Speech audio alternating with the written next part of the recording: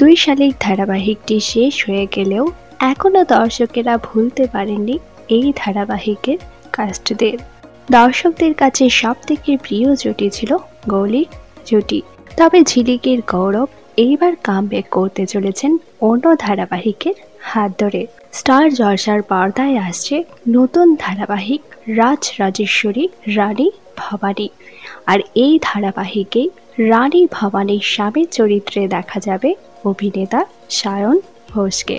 এই প্রথমবার একসাথে জুটি বাঁধতে চলেছে রাজনন্দিনী এবং সায়ন ঘোষ।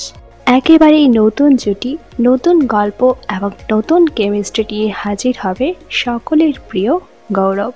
ধারাবাহিকে একেবারেই রাজা মহারাজার চরিত্রে গৌরবকে দেখার জন্য আপনারা কারা কারা এক্সাইটেড তা নিচে অবশ্যই কমেন্ট করে জানান। এবং দুই শালিককে আপনারা কারা কারা মিস করছেন তাও কমেন্ট করে জানাতে ভুলবেন না।